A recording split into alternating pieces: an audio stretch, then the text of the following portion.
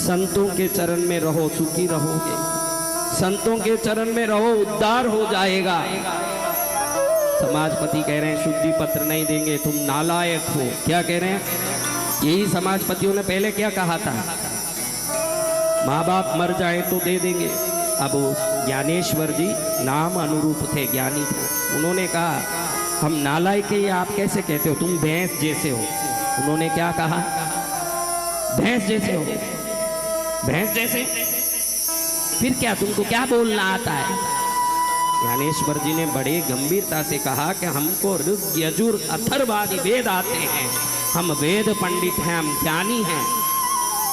अच्छा, भैंस को ज्ञान आता है? उस समय वहां एक भैंस जा रहा था, उसको दिखा के कहा कि तुझे वेद आता हो तो इस भैंस को भी आना चाहिए, बता दे ये भैंस से वेद बुलवा के फिर हम शुद्धि पत्र देंगे। क्योंकि नहीं देना था तो कोई ना कोई बात करनी थी।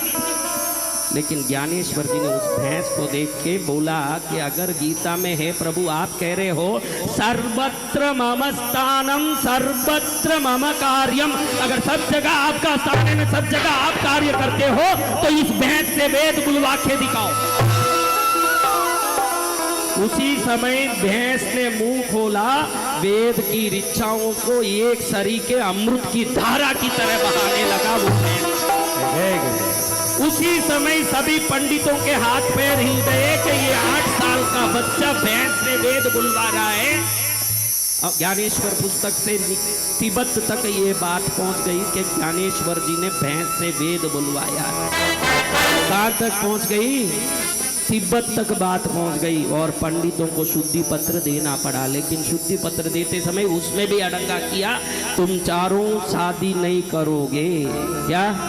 क्योंकि और तुमसे कोई पुत्र उत्पन्न होगा कि वो भी अशुद्ध खून होगा, वो भी अशुद्ध रक्त होगा, तुमसे ये कलंक समाप्त हो जाना चाहिए। चारों को शादी करने की अनुमति नहीं है। अभी आपको आपके समाज में कोई अनुमति दे, आप बोलोगे तू न तेरी अनुमति जा रहे मैं देख लेता हूं।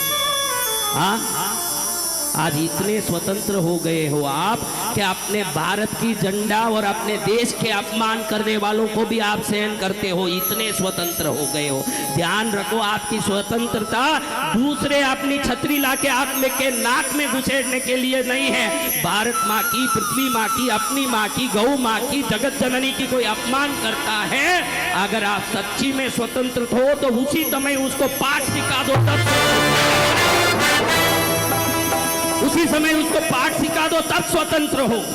अपनी मर्जी करने के लिए स्वतंत्र हो, नालायक हो तुम लोग। उन्होंने लिख के दे दिया कि भाई शादी होगी नहीं, तुम्हारे पुत्र उत्पन्न नहीं होंगे, तुम लोग इस संसार में हमारे साथ रह सकते हो। शुद्धि पत्र मिल गई। कंडीशन क्या हुआ? शादी नहीं कर सकते, विवाह नहीं कर सकते। वो वहां से नेवासा जा, नेवासा कोई गए हैं? नेवासा गांव कौन गए? हाथ ऊंचा करो बराबर। कई लोग गए हैं नेवासा में, आपने देखा होगा ज्ञानेश्वरी का स्थान है।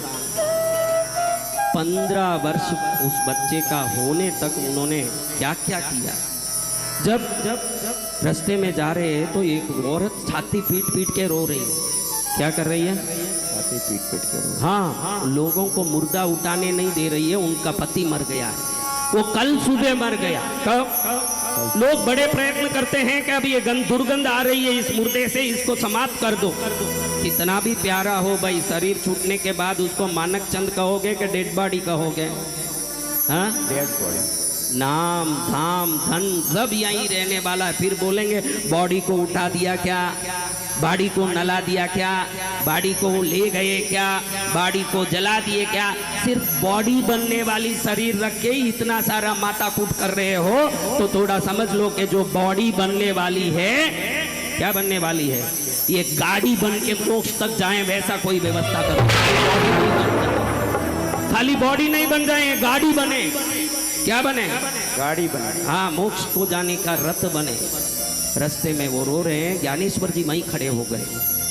बड़े भाई गुरु हैं। कौन है बड़े भाई? निवृत्ति जी गुरु हैं। गुरुदेव बड़ी दया आ रही है मुझे। निवृत्ति ने वहां पूछा कि इनका नाम क्या है? जो मरा ना उसका नाम सच्चिदानंद। क्या नाम?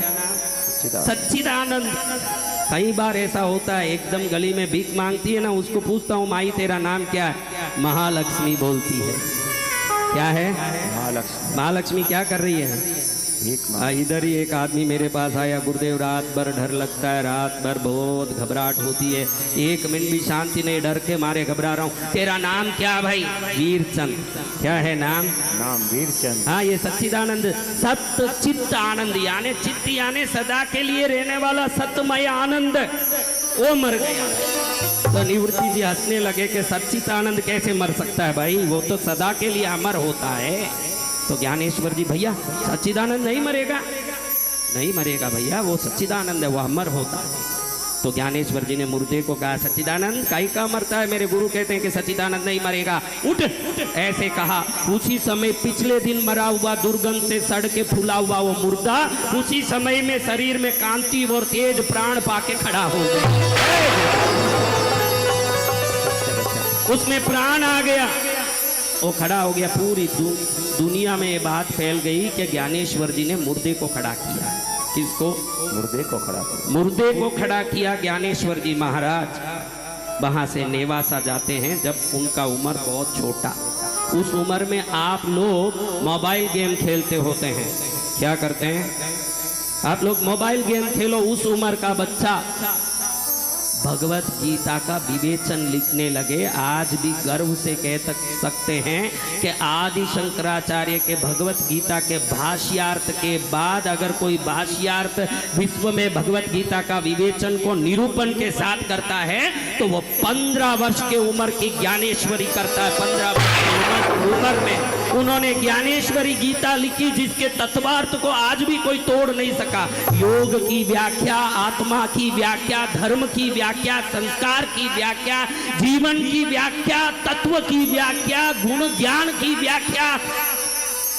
अगर आप कभी जीवन में मौका पड़े तो कल्याण गोरख प्रेस का एक गीता प्रेस का, गोरखपुर गीता प्रेस का ज्ञानेश्वरी हिंदी टीका मिलता है पुस्तक।